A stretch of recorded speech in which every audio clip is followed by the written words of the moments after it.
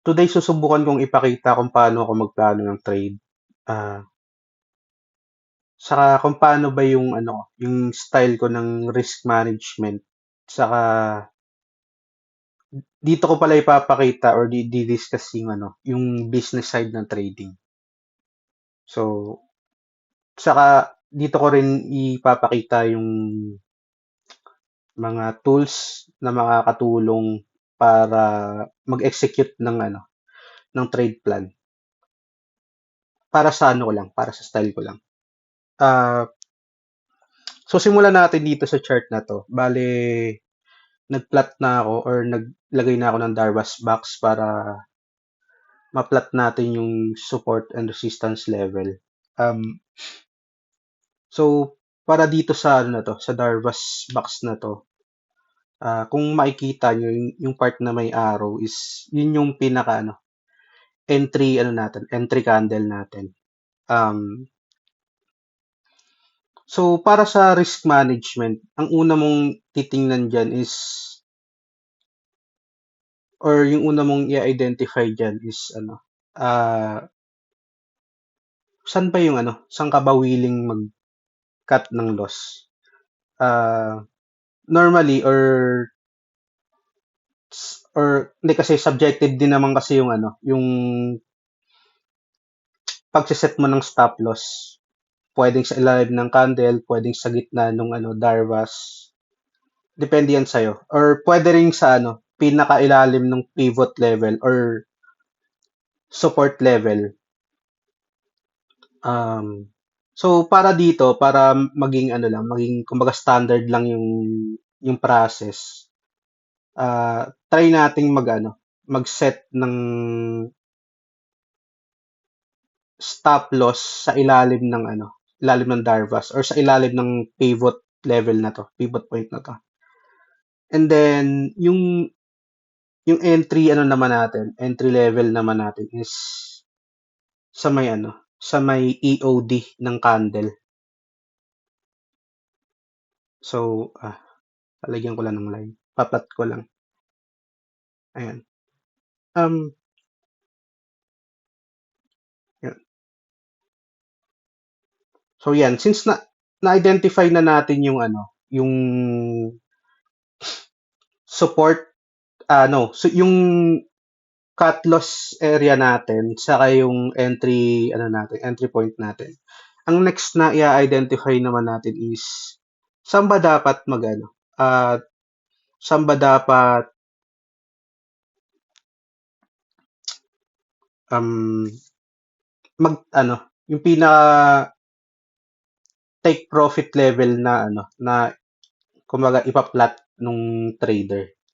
Maraming style ng pag pagse-set ng take profit level. Pero yung di-discuss ko na lang din siguro yung yung ilan sa mga pinaka-common. First, yung pinaka-basic is o yung pinakauna kong natutunan is ah, yung paglalagay nung rectangle or kumbaga parang ido-double mo yung ido-double mo yung kumbaga titingnan mo yung size nung nung support and support and resistance mo. Yan. Tapos, so kunwari magka-size na sila. Assuming magka-size na sila, mo lang, lilipat mo lang yung Darvas na plot mo sa taas. Wait. Medyo mahirap.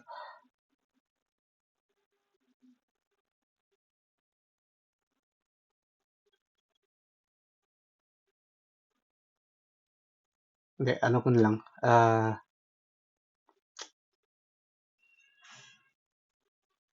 Assume ko na lang siguro for the sake of presentation. Lipat ko na lang to.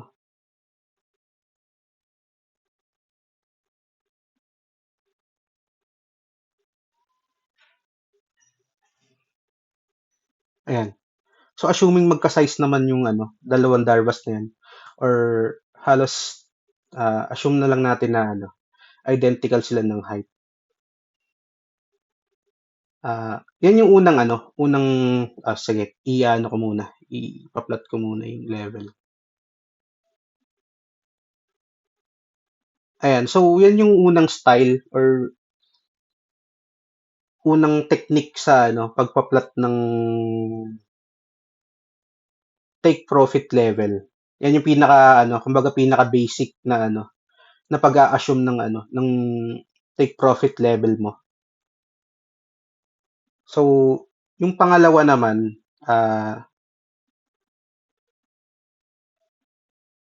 pwede kang gumamit ng ano, ng Fibonacci retracement para maano mo, ma-forecast mo. Assuming na hindi pa nagpapakita yung next level ng ano, ng mga price. Tapos gusto mong i-forecast or gusto mong i-predict yung ano, yung take profit level mo or take profit or target level mo. Pwede kang gumamit ng ano, ng Fibonacci retracement. So, try nating i-apply yung Fibonacci.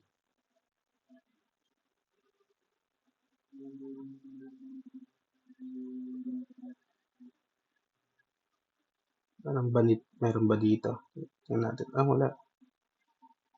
Hindi, dito pala. So, subukan natin yung ano, basic.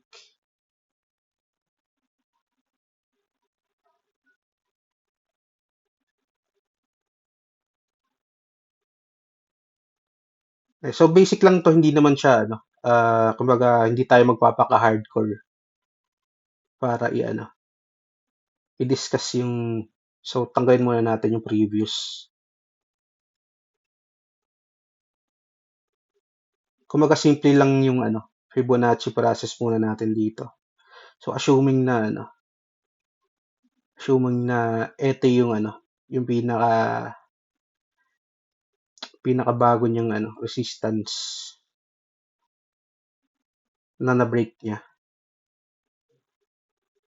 Oops. Ayan.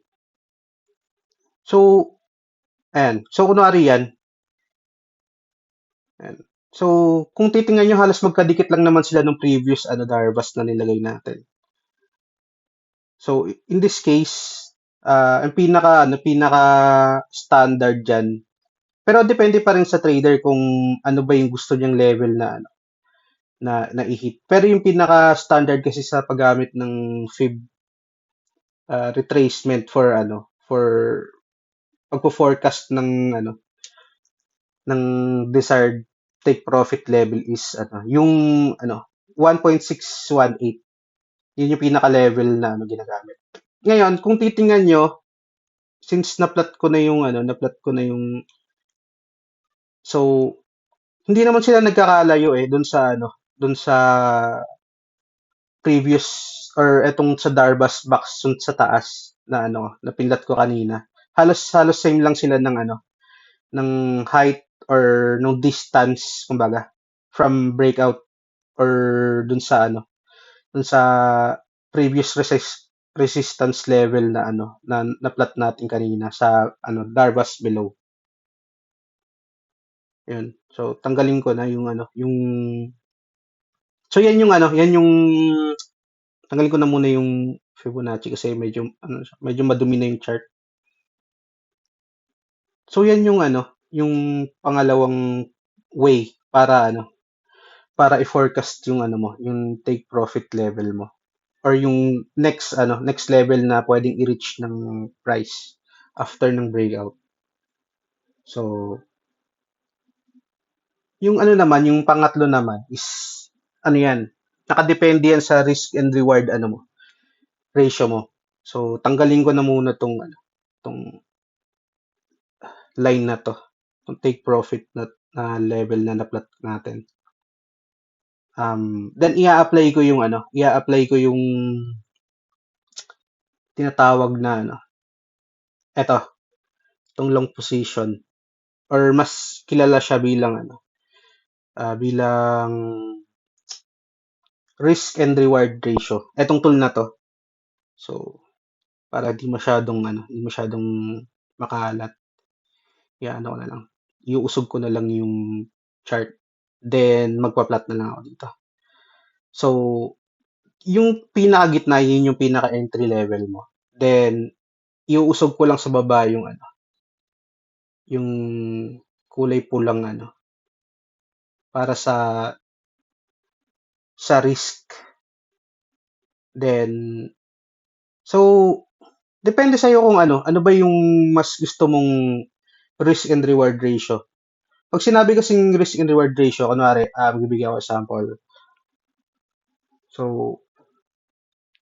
yung risk and reward ratio mo, kunwari, yung preferred mo is, kunwari, 1:2. Pag sinabing 1:2, kunwari yung 1, assign natin yung 100 pesos na risk, kumbaga. So, yun yung 1. Ano naman yung 2 sa 1:2 na risk ratio? Dodoblehin mo lang yung 100 para maging siya, 200 siya. Yun na yung 2. Yun na yung pinakasimpleng paliwanag sa 1:2. Kung gusto mo namang 1:3, 100 to 300. Ganun. So, para mas malinaw, 100 yung 100 yung allowable loss mo. Tapos, yung 3 naman is yung yung gusto mo maging gain or maging profit dito sa na to, sa trading na to. Sa particular na to. Particular setup na to. So, kunwari 1:3. Tingnan natin. I-apply natin yung 1:3 na risk reward.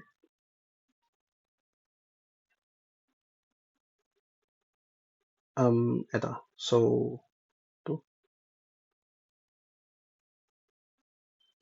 1:2.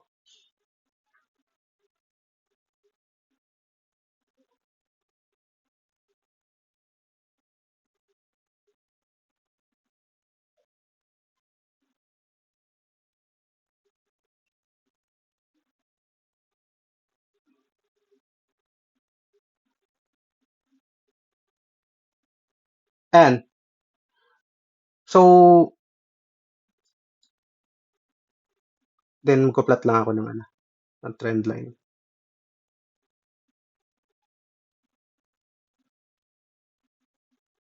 And, kung gusto mo for example, 1:3 risk reward ratio, ito yung kakalabasan niya.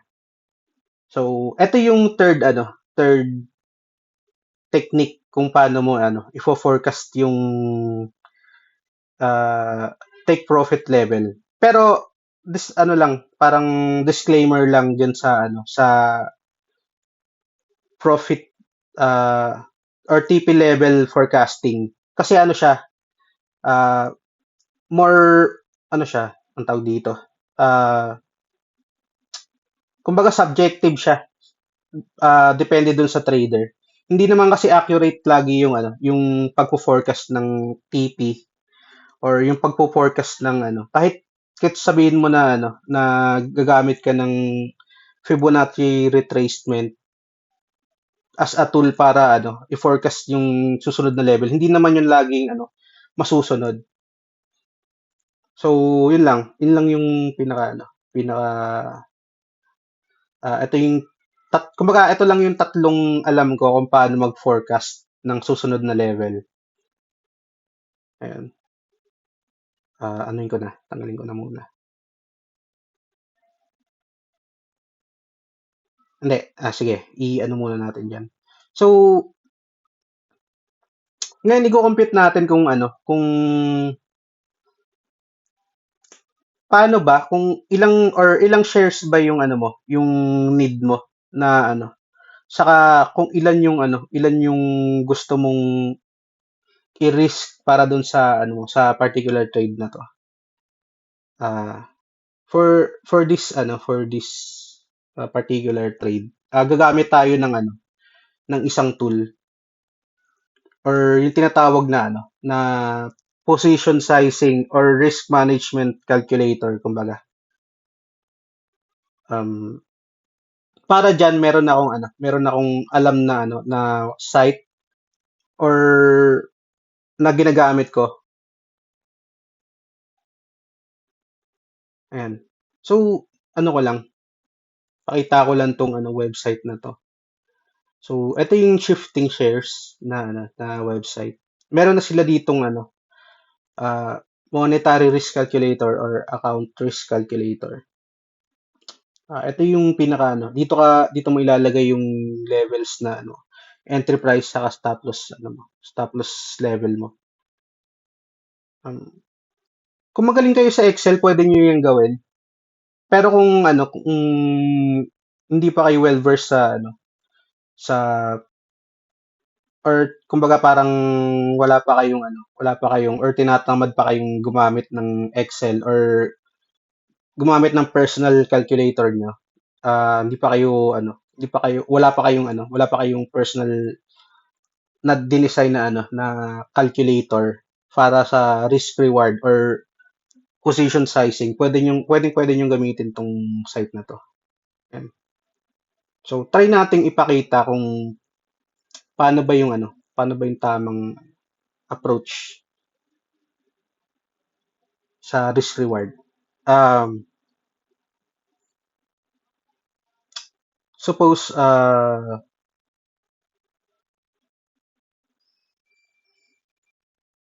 gagamit tayo ng account size para malaman natin kung magkano yung magkano lang yung willing nating isugal dito sa particular trade na to.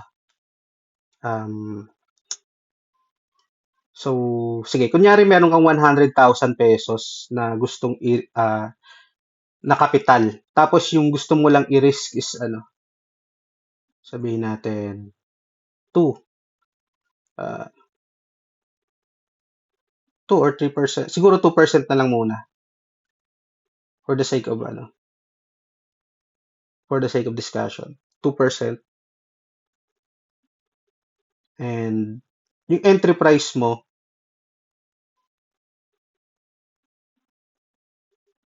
hindi, para mas siya, challenging siya. Gawin natin 2.75 kunwari.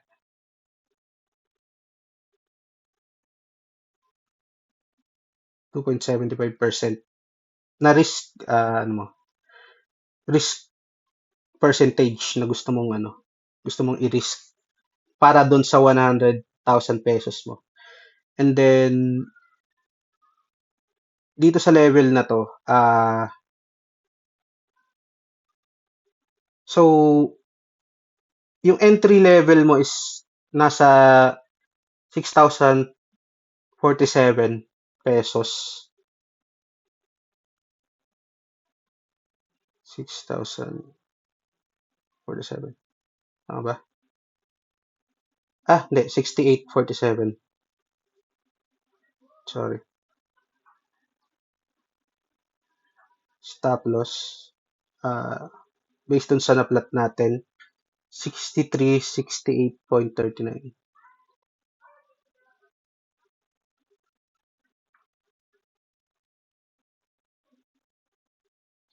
63, 68.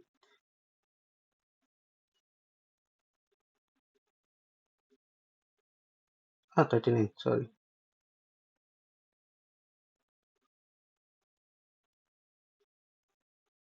So, yun. Done. Yan, makikita natin kung magkano lang ba yung willing mong i-risk dun sa na yan. Saka kung magkano yung shares na dapat mong So, based dun sa sa nilagay nating input kanina. So kung meron kang 100,000 pesos at willing kang i-risk yung 2.75% ng capital mo.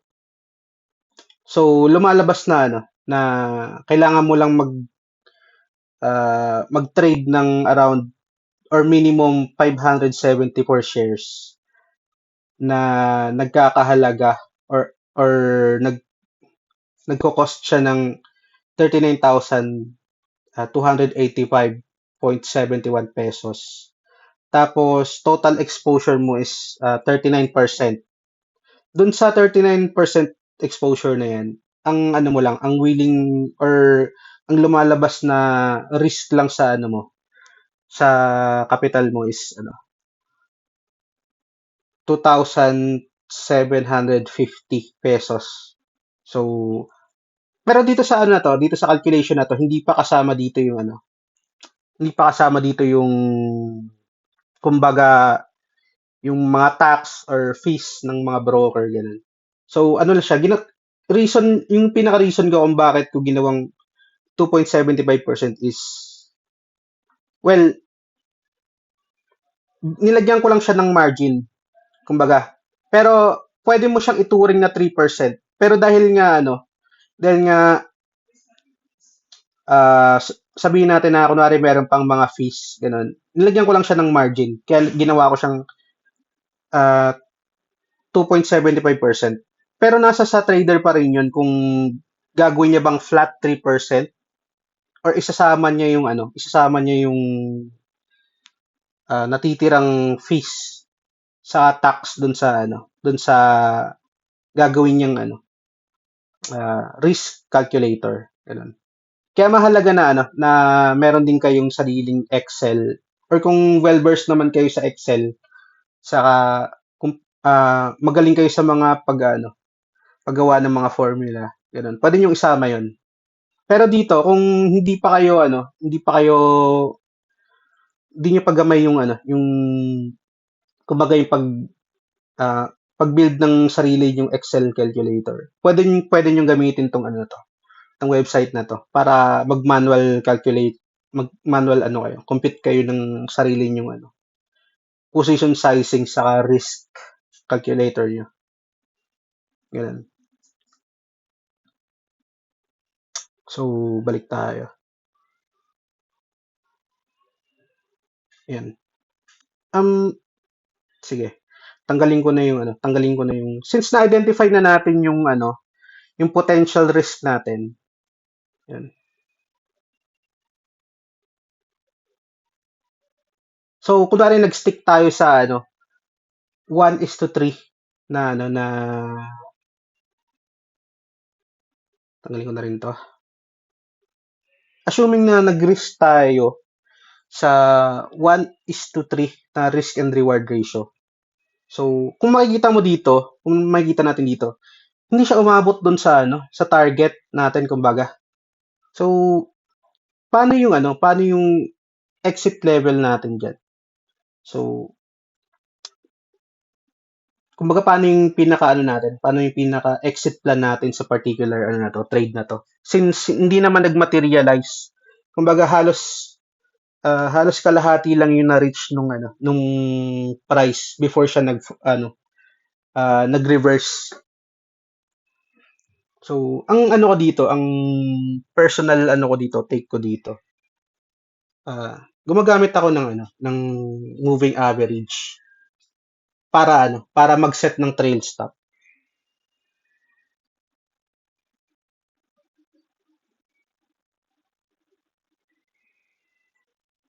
Yan.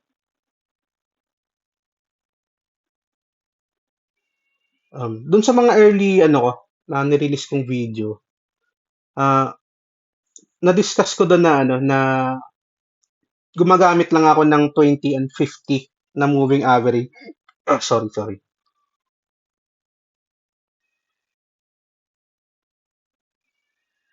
Nasamid. Sorry. Ayan.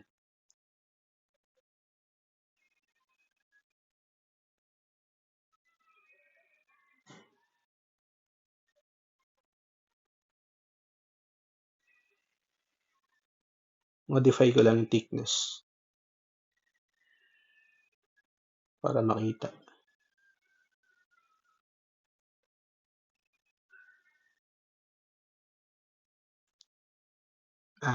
Siguro ano, ibahin ko na lang din yung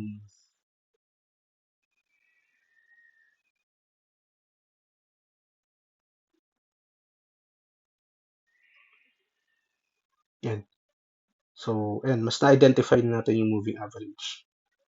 So, nung ano pa kasi ako, nung kwento ko lang, yung mistake kasi to ng mga newbie is para nangihinayang sila na na gusto pa nilang kumbaga makita yung yung kung tataas pa ba yung price kahit na nagpakita na ng weakness yung price. Ah, kunwari dito sa particular na to, kumbaga hinayaan lang nila ng hinayaan na mag-fall yung price hanggang sa dumating sa point na na from profit, nasa profit area na sila. Parang parang nangihinayang sila dun sa potential move, kumbaga, kasi tingin nila baka tumaas pa or nag-hope pa sila na na magkakaroon pa ng next bullish wave yung yung price.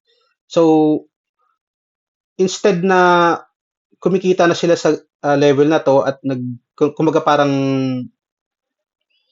meron silang profit, kumbaga, nag-hope pa na na kunwari kung tataas pa ba yung yung price hanggang sa dumating or nag-fall na yung price pabalik dun sa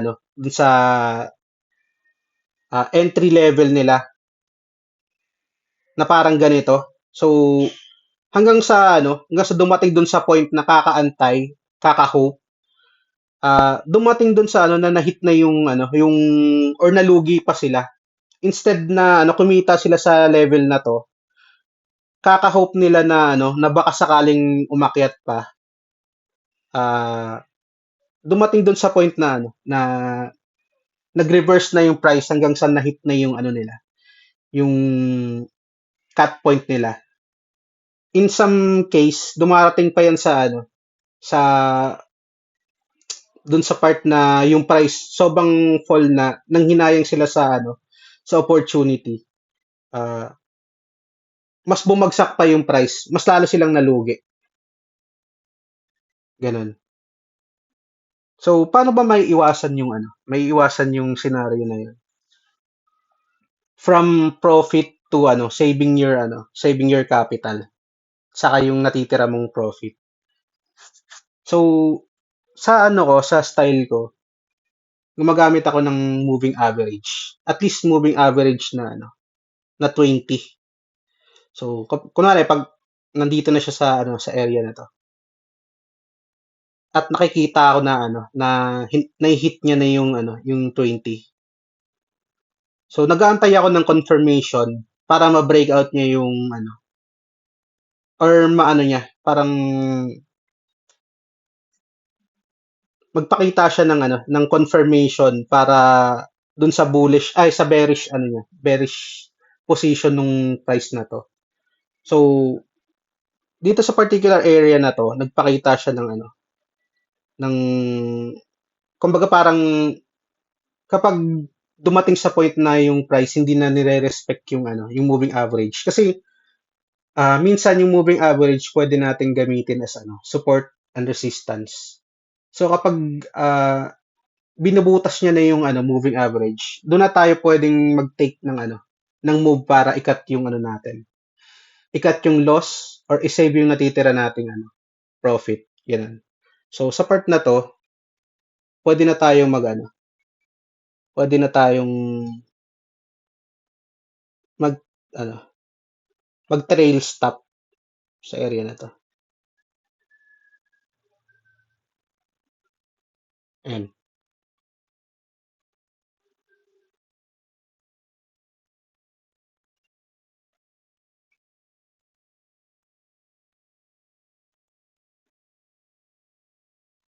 I-flat ko lang din kanina yung i-flat ko lang din yung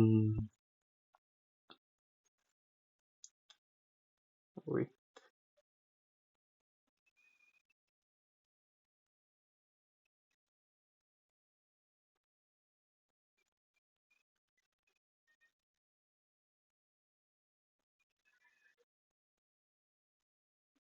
Ayan.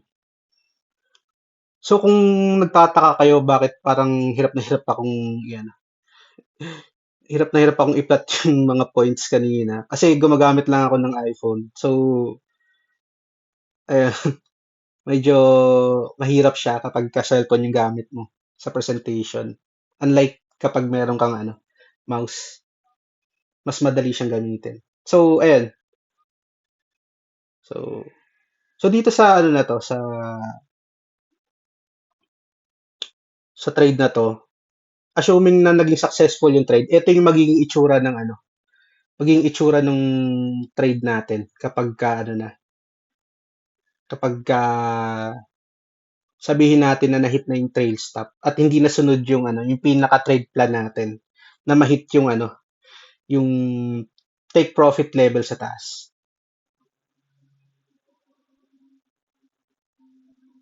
Nga pala, kapag nagti-trade ako, yung pinaka-mindset ko dito is hindi ko tinatry na ano, tinatry na parang or hindi ko ina-expect na susunod sa akin or susunod sa forecasting ko yung ano, yung price. Basta kapag nagpakita siya ng ano, ng weakness, ano na, parang magte-take na ako ng opportunity para ano, i-save yung natitira kong gain. Ganun yung ano ko dito, yung style ko sa ano, sa pagte-take ng profit. Okay, so try nating tingnan ko magkano yung ano, magkano yung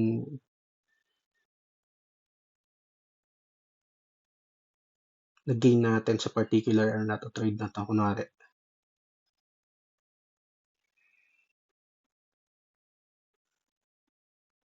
Ayun, so around ano, so kung naging successful yung trade na to, around 6% yung ano, yung kumbaga yung naging gain natin. Sapat ko lang.